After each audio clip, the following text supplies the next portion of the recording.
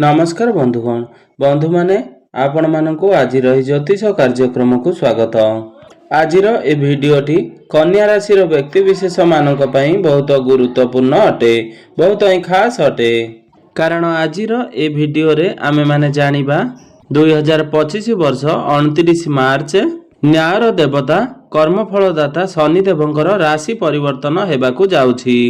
तो यार प्रभाव रे आपण मानकर जीवन रे केउ सब प्रभाव पड़िबो।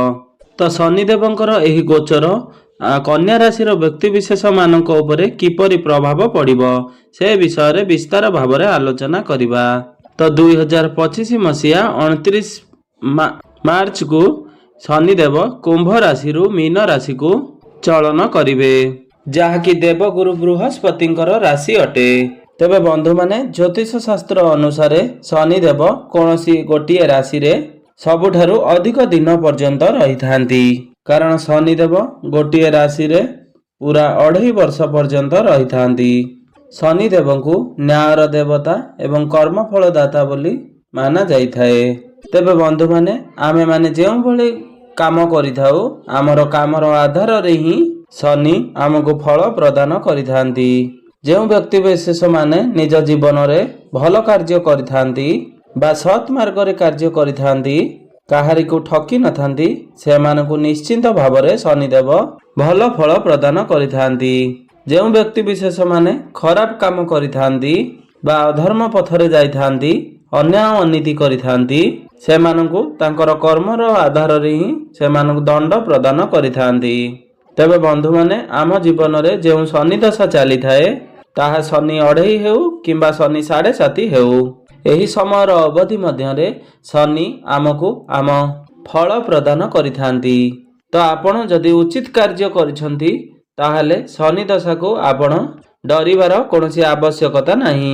कारण शनि दशा मध्य रे आपनको शनि शुभ फल प्रदान करिवे। एही शनि दशा मध्य रे ही कोनोसी व्यक्ति राजारू रंक एवं रंकरू राजा मध्य होई पारे।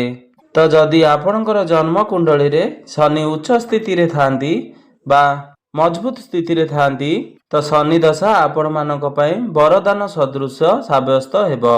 सबुठारु गुरुत्वपूर्ण कथा होची शनिंकर स्थिति आपणकर कुंडली रे किभଳି रहिची।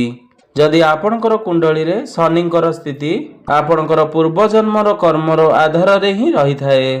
आपण जदि पूर्व जन्म रे किछि भल कार्य करिथांती तो सही अनुसार आपणकर कुंडली रे शनिंकर स्थिति रही थाए। जदि आपण पूर्व जन्म रे किछि खराब कार्य करिथांती तो आपनको कर्मर फल दंड देबारे शनिदेवंकर स्थिति आपणकर कुंडली रे नीचस्थ होई थाए। तो यह संपूर्ण रूप रे आपणकर कर्म उपरे आधार करि थाए। तेबे शनिदेव आपणकर मूल त्रिकोण राशि कुंभ राशि रे विराजमान अछंती एवं 29 मार्च को शनि आपणकर कुंभ राशि रु बाहरी मीन राशि को प्रवेश करिवे। तेबे शनिकर एही गोचरर प्रभाव 12टी जांक राशि उपरे निश्चय भाव रे पड़िबो।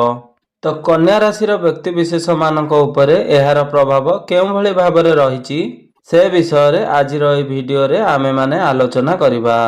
तेबे बंधु माने आपण मानकर जदि कन्या राशि होई थाए तेबे वीडियोटी को स्किप न करी थरे मात्र शेष पर्यंत निश्चिंत देखंतु एवं वीडियो को गोटे लाइक करी चैनल टी को सब्सक्राइब कर दियंतु। आपण जदि शनि को सच्चा हृदय रे भक्ति करुथांती विश्वास करुथांती तेबे भक्ति एवं श्रद्धार सहित कमेंट बॉक्स रे जय श्री शनिदेव अवश्य लिखि दियंतु। तेबे बंधु माने आसंतु आरंभ करिबा आज रही कार्यक्रम, जहा कि चंद्र राशि उपरे आधारित अटे। तेबे बंधु माने शनि दशा सर्वदा चंद्र राशि आधार रे ही लागि थाए। तेबे राशि चक्रर 12 गोटी राशि मध्यरु षष्ठ राशि हेउची कन्या राशि। तो आपणक राशि रे पंचम एवं षष्ठ भावर अधिपति हेउचंती शनिदेव। पंचम एवं षष्ठ भावर अधिपति होई शनि आपणकर सप्तम भाव रे विराजमान रहिबे। सप्तम भावटी होई थाए कुंडलीर वैवाहिक जीवनर भाव, आपणकर जीवन साथीर भाव एवं आपणकर डेली इनकम रो भाव। तो शनिकर सप्तम भाव रे गोचर करिबा कारणरू आपणकर वैवाहिक जीवन सुखमय हेबो। आपणकर व्यापार वाणिज्य रे मध्य वृद्धि हेबो। कुंडली रे सप्तम भाव रे शनिकर गोचर हेतु ଆପଣଙ୍କର ପ୍ରେମ ବିବାହର ରୂପ ନେଇପାରେ। ତ ଯଦି ଆପଣ ପ୍ରେମ ଜୀବନରେ ଅଛନ୍ତି ତାହେଲେ ଆପଣଙ୍କର ପ୍ରେମ ମାର୍ଚ୍ଚ ମାସ ପରେ ବିବାହର ରୂପ ନେଇପାରେ। ଆପଣଙ୍କର ସପ୍ତମ ଭାବରେ ରହି ଶନି ଆପଣଙ୍କର ନବମ ଭାବକୁ ଏବଂ ପ୍ରଥମ ଭାବକୁ ଆପଣଙ୍କର ଚତୁର୍ଥ ଭାବକୁ ଦୃଷ୍ଟି ଦେବେ। ତ ଆପଣ ଯଦି ଏହି ସମୟରେ ଲୋନ୍ ବା ଧାର କରଜ କରିବାକୁ ଚାହୁଁଛନ୍ତି ତାହେଲେ ଏହି ସମୟରେ ଆପଣ ଲୋନ୍ ନେଇପାରିବେ। ଆପଣଙ୍କ ପାଇଁ ଏହା ଲାଭପ୍ରଦ ହେବ।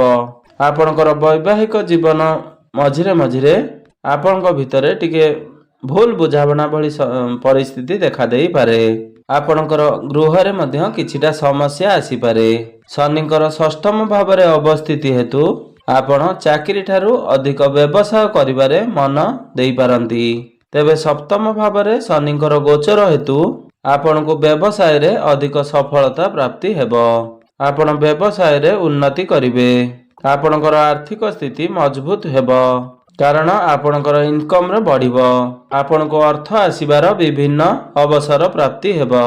ଏହା ସହିତ ଆପଣଙ୍କୁ ପୈତୃକ ସମ୍ପତ୍ତିରୁ ଲାଭ ମିଳିବ।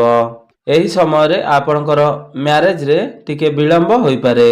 ଏହି ସମୟରେ ଆପଣଙ୍କର ପରିବାରରେ ମନାନ୍ତର ଭଳି କିଛି ସମସ୍ୟା ଦେଖାଦେଇପାରେ। ଏହି ସମୟରେ ଆପଣ କୌଣସି ଠିକାଦାରୀ କିମ୍ବା କୋଇଲା ଲୁହା ଭଳି କାର୍ଯ୍ୟରେ କରୁଛନ୍ତି ବା ବ୍ୟବସାୟ କରୁଛନ୍ତି, ଏହି ସବୁ କ୍ଷେତ୍ରରେ ଆପଣଙ୍କୁ ନିଶ୍ଚିନ୍ତ ଭାବରେ ଲାଭ ପ୍ରାପ୍ତି ହେବ। ଏହି ସବୁ କ୍ଷେତ୍ରରେ ଆପଣ ଅଧିକ ସଫଳତା ପାଇପାରିବେ। ଏହି ସମୟ ମଧ୍ୟରେ କନ୍ୟା ରାଶିର ବ୍ୟକ୍ତିବିଶେଷ ମାନେ ଜ୍ୟୋତିଷ, ଟିଚର ଇତ୍ୟାଦି କାର୍ଯ୍ୟ ମଧ୍ୟ କରିବାକୁ ମନ ବଳାଇ ପାରନ୍ତି। ତେବେ ଆପଣଙ୍କର ସପ୍ତମ ଭାବରେ ଯଦି ଶନି ପୀଡ଼ିତ ହୋଇଯାଆନ୍ତି ତେବେ ଆପଣ ଆପଣଙ୍କର ଜୀବନରେ ଅନେକ ପ୍ରକାରର ସମସ୍ୟା ଭୋଗ କରିପାରନ୍ତି। ଯଦି ଶନି ମଙ୍ଗଳଙ୍କ ଦ୍ୱାରା ପୀଡ଼ିତ ହୁଅନ୍ତି ତେବେ ଆପଣଙ୍କର ଆକ୍ସିଡେଣ୍ଟ କିମ୍ବା ଜେଲ ଦଣ୍ଡ ଭଳି ସମସ୍ୟା ଭୋଗ କରିବାକୁ ପଡ଼ିପାରେ। ଯଦି ଶନି ବଳି ହୋଇଥାନ୍ତି ତେବେ ଆପଣଙ୍କୁ ଆପଣଙ୍କ ଜୀବନରେ ଅନେକ ସକାରାତ୍ମକ ଫଳ ମିଳିପାରେ। ଯଦି ଆପଣଙ୍କ ରାଶିରେ ଶନି ତୁଳା ରାଶିରେ ଉଚ୍ଚସ୍ଥ ଥାନ୍ତି ତେବେ ଏହାକୁ ଶନିଙ୍କର ବଳି ଅବସ୍ଥା ବୋଲି କୁହାଯାଇଥାଏ। ଜାତକ ଏହି ସମୟ ମଧ୍ୟରେ କର୍ମଠ ଏବଂ ନ୍ୟାୟପ୍ରିୟ ହୋଇଥାଏ। ଧୈର୍ଯ୍ୟବାନ ମଧ୍ୟ ହୋଇଥାଏ। ଆପଣଙ୍କର ସପ୍ତମ ଭାବରେ ଶନି ରହି ତୃତୀୟ ଦୃଷ୍ଟିରେ ଆପଣଙ୍କର ନବମ ଭାବକୁ ଦୃଷ୍ଟି ଦେବେ, ଯାହା ଫଳରେ ଆପଣଙ୍କର ଯଦି କୌଣସି କାର୍ଯ୍ୟ ଅଟକି ରହିଥିଲା ତ ସେହି କାର୍ଯ୍ୟ ଆପଣଙ୍କର ଆଗକୁ ବଢ଼ିବ।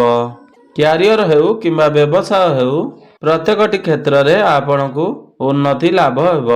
ପ୍ରତ୍ୟେକଟି କ୍ଷେତ୍ରରେ ଆପଣଙ୍କୁ ସଫଳତା ମିଳିବାକୁ ଯାଉଛି। ଆପଣଙ୍କର ଋଣ ସମ୍ବନ୍ଧିତ ସମସ୍ୟା ଦୂର ହୋଇଯିବ। ଶିକ୍ଷାର୍ଥୀମାନଙ୍କ ପାଇଁ ସମୟ ଅନୁକୂଳ ରହିବ। ତାଙ୍କର ପାଠପଢ଼ା କ୍ଷେତ୍ରରେ ଆସୁଥିବା ସମସ୍ୟା ଗୁଡ଼ିକ ଦୂର ହୋଇଯିବ। ଆପଣଙ୍କୁ ଆପଣଙ୍କର ପାଠପଢ଼ା କ୍ଷେତ୍ରରେ ପିତାମାତାଙ୍କର ସାହାଯ୍ୟ ପ୍ରାପ୍ତି ହେବ। ଆପଣଙ୍କୁ ରୋଗ ଏବଂ ଦୁର୍ଘଟଣାରୁ ନିଜକୁ ରକ୍ଷା ପାଇବେ। ଶନି ଆପଣଙ୍କର ସପ୍ତମ ଭାବରେ ରହି ସପ୍ତମ ଦୃଷ୍ଟିରେ ଆପଣଙ୍କର ପ୍ରଥମ ଭାବ ଅର୍ଥାତ୍ ଲଗ୍ନକୁ ଦେଖିବେ, ଯାହାକି ପୂର୍ବରୁ ଲାଗି ରହିଥିବା ସ୍ୱାସ୍ଥ୍ୟଜନିତ ସମସ୍ୟା ସମାପ୍ତ ହେବ। ଆପଣଙ୍କର ସ୍ୱାସ୍ଥ୍ୟରେ ସୁଧାର ଦେଖିବାକୁ ପାଇବେ। ଏହା ସହିତ ଆପଣଙ୍କର କାମ କାର୍ଯ୍ୟରେ ମନ ଲାଗିବ। ଆପଣ ପଙ୍କ୍ଚୁଆଲିଟି ହେବେ। ତେବେ ଏହି ସମୟ ମଧ୍ୟରେ ଆପଣଙ୍କ ଭିତରେ ଆଳସ୍ୟପଣ ରଖିବା ଉଚିତ ନୁହେଁ।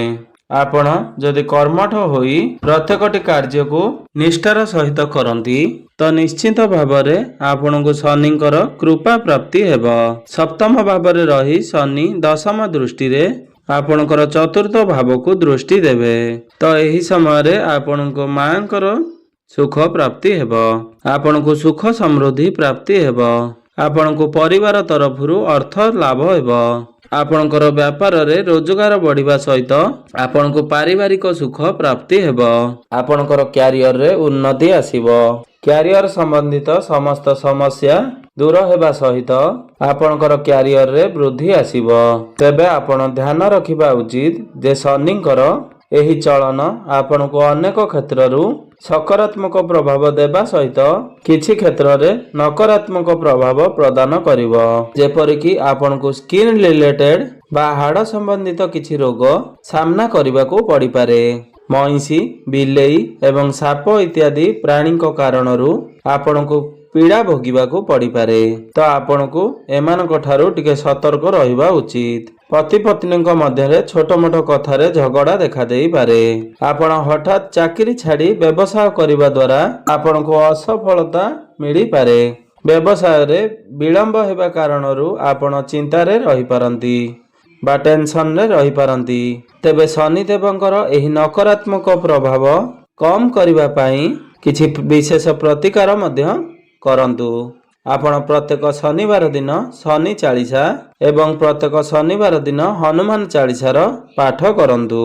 जदि आपण प्रत्येक दिन कला रंगर गाई को किछि दाना खाइबा पई दियंतु बा रोटी खाइबा को दियंतु। किछि मात्रा रे आपणकर नकारात्मक प्रभाव कम होई आपनको शुभ फल प्राप्ति हेबो। तेबे बंधु माने आपणकर जीवन मंगलमय हेउ एहा ही ईश्वरक निकटरे मोर एतिकी प्रार्थना।